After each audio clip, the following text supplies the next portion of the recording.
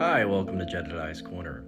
If you're on Twitter, you might be seeing, or X now, I guess, you might be seeing posts like this, or like this, from Israel's former chief propagandist who was recently fired, and another from Mr. Elon Levy. Now, are we meant to believe that the UN, who has been pushing more than anyone else for aid to get into Gaza, would not be requesting that they can deliver trucks to the north? We have live testimony from several UNRWA workers who say that they make a request every single day to bring trucks into the north, and every single time they are denied. עוד לא נכנסות והנה זה עובד. אני חושב שצריך, לא יודע, אני חושב שצריך כולם להיות מאוחדים ואנחנו צריכים... So that was a clip from a great documentary that was just done by the GrayZone, and Jeremy Scahill actually went into Israel and followed the settlers around, the people that are blocking the aid trucks every single day. No, they don't deserve it. What I care? Kill them. I don't care. Do you trust Palestinians? No, I know all about them. I don't trust them. I want them out of here. What do you think should happen to Gaza?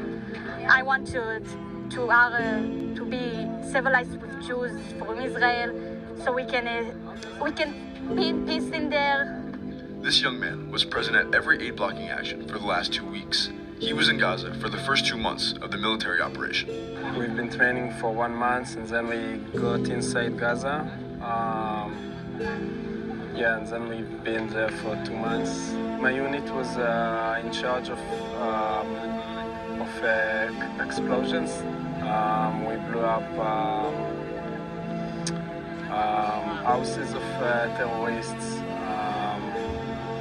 mosque, UN offices. I remember we got into some UN office that was in charge of helping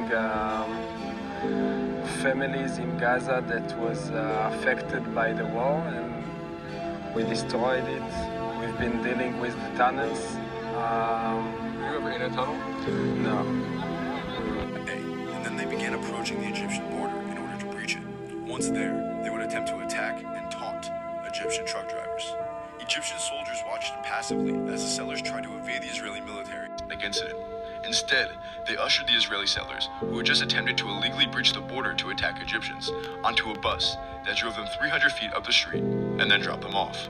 The police man, the head commander, came to us and said, okay, you guys came and blocked, we don't want to fight. And he said to us, I'll just lock the gate, you guys don't need to stand in the sun. We got lollipops, we got watermelon from the police. Lollipops and watermelon. Yeah, watermelons, and was great with them. They essentially agree with you. They also agree that there should be no aid going Well, into they also have friends and family which are kidnapped and are murdered and are dying. IDF soldiers, we are the same family, we are the same nation, we have the same goals.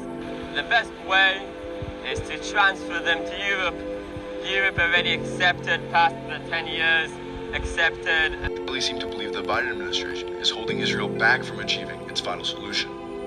They perceive their humanitarian aid blocking strategy as a kind of direct action that will help the Israeli government carry out one of its key objectives, deepening the humanitarian catastrophe in Gaza and thereby forcing its population to flee, while giving the government plausible deniability. I would encourage everyone to go and watch this documentary. It's free on YouTube. I'll drop a link in the description. And I just have a couple more quotes. This is the most powerful message to send. Actually filming the people there and what's really happening, instead of relying on generally twisted accounts of what's going on from Israeli officials, or just outright blatant lies.